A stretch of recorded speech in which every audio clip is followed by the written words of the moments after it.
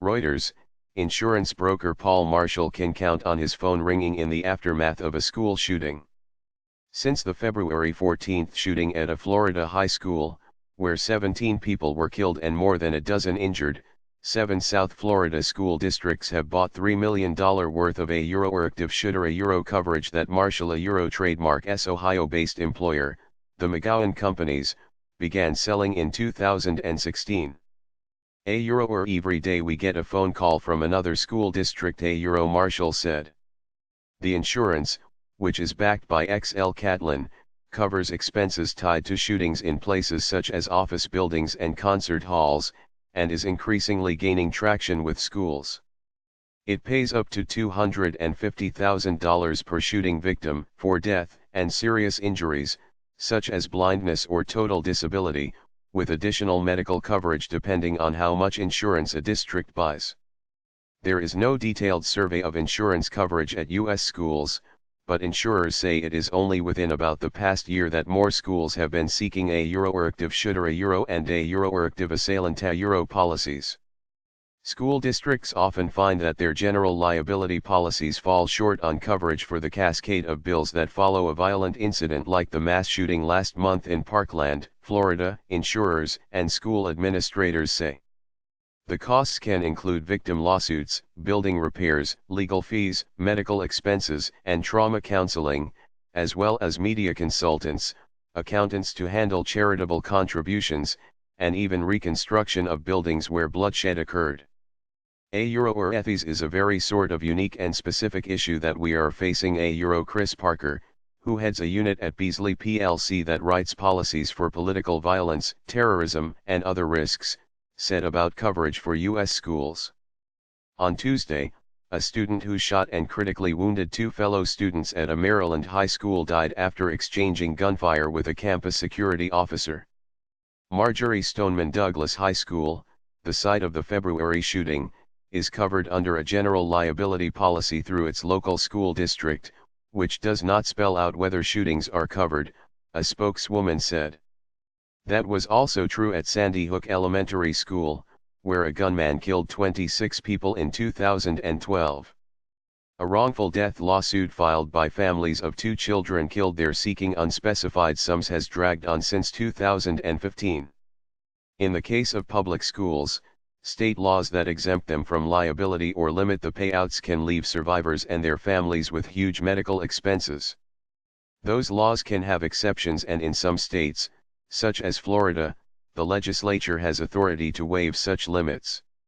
Still, the process can take years, and while school employees are generally covered through workers' trademark compensation insurance, some shooter policies could help families meet some of the medical costs. Crowdfunding for survivors. Some desperate families have turned to crowdfunding sites. For instance, Royer Borges is using GoFundMe to raise $1 million for his son Anthony, a Parkland student who has undergone 8 surgeries since being shot 5 times during the massacre. Anthony has insurance through a government-sponsored program for children, but it is unclear how much it will cover, his lawyer Alex Ariza said. The privately owned McGowan Companies fielded 10 times the number of queries in February about shooting coverage and inked 3 times more policies than a year before, according to Marshall. Some coverage has been around since 2011, but more insurers, including Beasley, XL Catlin, Hiscox Ltd. have launched such policies since 2016, as mass shootings showed no sign of abating. For example, insurance broker Jardine Lloyd Thompson Group recently began selling coverage to help terror and mass shooting victims, including at schools, and a Munich Re unit in June began offering schools $100,000 in additional coverage for reimbursement of violent event expenses. Premiums can range anywhere from $1,400 per year for $1 million in coverage for a small private school to $50,000 to $100,000 for a $5 million to $10 million policy for a large public school district, industry executives said. While one insurance executive described the market for school shooter policies as embryonic, sales have been rising. As a result, premiums have come to about a third of what they cost 2 years ago, Marshall said. he is now developing a policy that covers construction costs for school districts that want to demolish buildings where shootings occurred. In 2013, officials in Newtown, Connecticut, voted to tear down Sandy Hook Elementary School, and the state gave the town $50 million for the new building. A Florida school safety law signed on March 9 includes $25.3 million to replace the building at the Parkland High School where the shooting occurred. Church Mutual Insurance Co. in Merrill, Wisconsin, which insures private and religious schools nationwide, has been fielding calls from customers who want to raise coverage beyond the $50,000 per victim and up to $300,000 per violent incident it already offers through its general liability policies, said Chief Underwriting Officer Ed Hancock.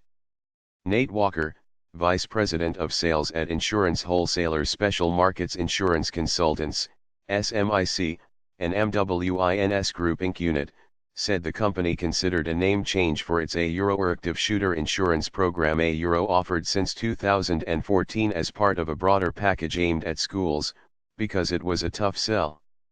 The more events that happened, the more we came to say they're a trademark. No reason to call this anything other than what it is, Walker said. You can't trademark to really sugarcoat this.